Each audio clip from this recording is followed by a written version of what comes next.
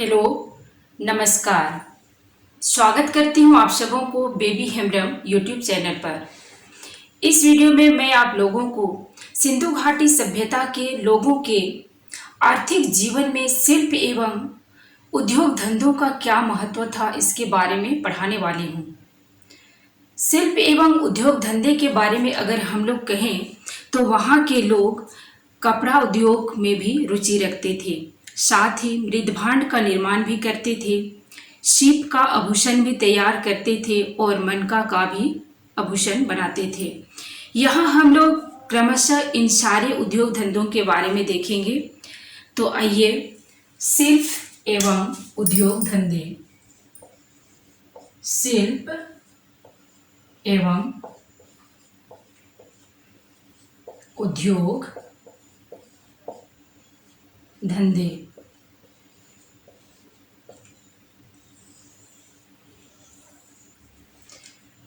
सबसे पहले हम लोग देखेंगे कपड़ा उद्योग।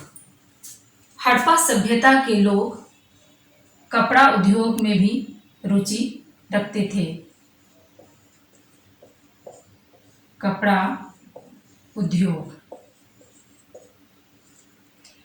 इसके बाद हम लोग देखेंगे मृदभांड उद्योग यानी बर्तन का उद्योग। दूसरा है मृदभांड उद्योग। मृदभांड उद्योग।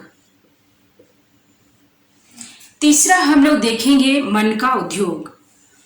मनका उद्योग के रूप में तीसरा हम लोग देखेंगे मनका उद्योग। और चौथा उद्योग के रूप में हम लोग देखेंगे सीप उद्योग। चौथा है सीप उद्योग।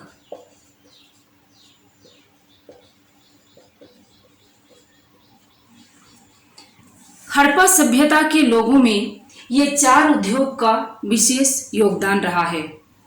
कपड़ा उद्योग का हम लोगों को साक्ष्य के रूप में सबसे पहले इतिहासकार दयाराम साहनी जी को मिला था। इतिहासकार दयाराम साहनी जी ने जब हड़प्पा स्थल की खुदवाई करवाई थी तो वहां से उसे एक चांदी का कलश प्राप्त हुआ था और इस कलश में कपड़े के कई टुकड़े प्राप्त हुए थे। इसके साथ ही एक इतिहासकार और हैं अर्नेस्ट माइके। अर्नेस्ट माइके को भी हड़प्पा सभ्यता के स्थलों से साक्ष्य के कई ऐसे वस्तुएं मिले हैं जिसमें धागे लपेटे हुए पाए गए हैं। इस तरह से यह कहा जाता है कि हड़प्पा सभ्यता के लोग कढ़ाई बुनाई का काम करते थे। कपड़ा उद्योग के रूप में अगर हम लोग देखें तो कपड़ा भी दो तरह के वहां से पाए गए हैं। कपड़ा सूती कपड़ा और ऊनी कपड़ा, दो तरह के कपड़ा वहां से पाए गए हैं। सूती कपड़ा भी दो प्रकार के पाए गए हैं। सूती कपड़ा के बारे में अगर हम लोग कहें, दो प्रकार के पाए गए हैं, एक सादा सूती कपड़ा और दूसरा कढ़ाईदार सूती कपड़ा।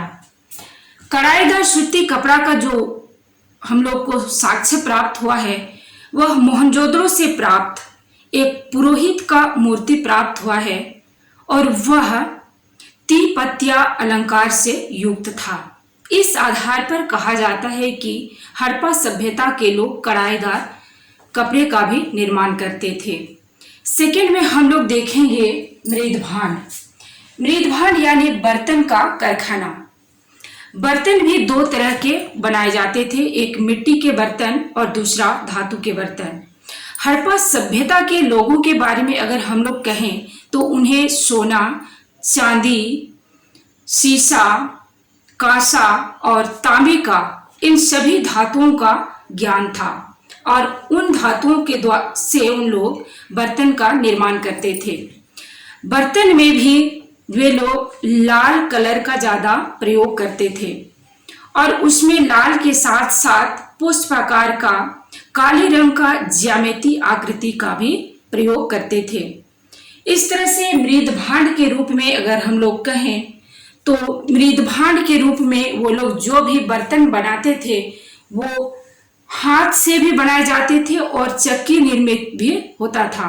दोनों से बर्तनों का निर्माण किया जाता था। तीसरे अगर मनका उद्योग के बारे में हम लोग कहें तो मनका उद्योग का दो महत्वपूर्ण कारखाना प्राप्त हुआ है। पहला कारखाना के रूप में हम लोग देखें तो लोथल में मनका का निर्माण होता था। इसके साथ ही दूसरा कारखाना है चन्हुदड़ो।